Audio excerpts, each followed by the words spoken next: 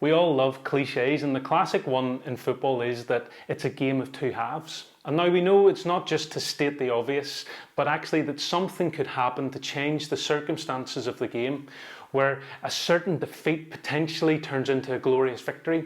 And when you get to Psalm 10, it seems a bit like a psalm of two halves. In the first half, David's team looked like they're getting hammered. It seems like God has vanished, and everything that's anti-God seems to be winning. It reads like he's staring defeat right in the face, but then things change. And from verses 11 to 18, it looks different.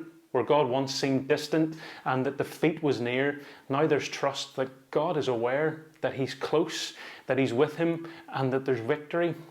You know, what a turnaround. How does something like that happen in the psalm? And I think part of it is that little word, why. And in asking why, we see how it helps David to trust God even in this circumstance.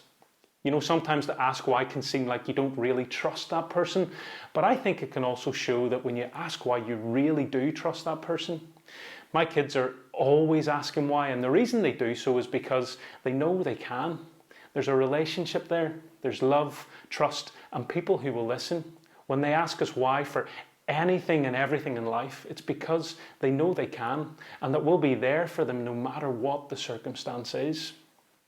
You know, when David describes what's going on, you'd actually think he'd want to throw his hands in the air, give it all up, and just walk away from his faith. But that's not what we see. He doesn't do that. He doesn't turn away from God, but he actually seems to run to him. When he asks why, he's honestly unpacking what's going on. He's being completely vulnerable and open to God because he knows he can.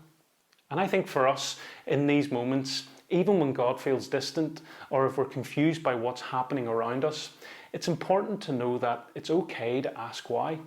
It's not bad or it's not something that we should avoid, but it's important to think about life, to be honest with what we feel and to run to God with it and to know that he can take it, to know that we can be truly vulnerable and open with him and to ask why. David's not afraid to ask why. He leans in knowing that God can take his weight. And I think that's part of what gets him through the first half. And then it's interesting when you get to the second half of the psalm, as things start to look better, it's not because David gets an answer to the why. Rather, things seem better because he now has a confidence and a comfort in God.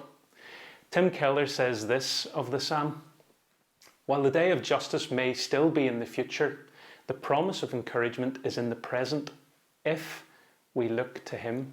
You know, at times in life, we don't get answers to our questions. What the future holds is often beyond what we can see, but in asking why, we begin to look to him.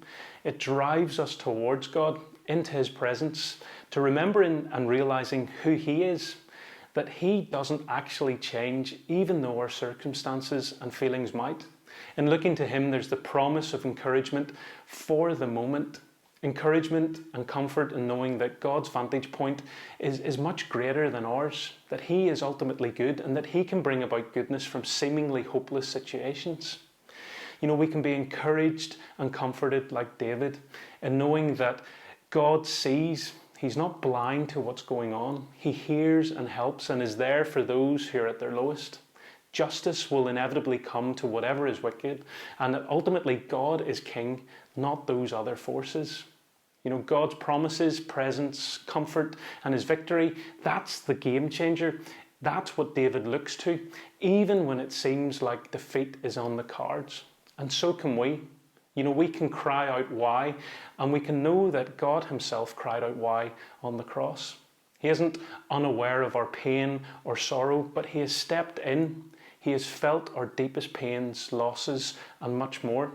And his death and separation from God, even though it looked like it was game over, even though it looked like the ultimate defeat, actually was the ultimate victory over sin and death. It was the game changer, a picture of true love that steps in, that deals with our separation from God, providing a way for us to be forgiven, to have our lives completely changed, and to be connected to God, and to know that even in the worst of circumstances, he has the victory, that we can look to him, that we can know that he has not abandoned us, but that he's in control, and that we're deeply loved more than we could ever imagine.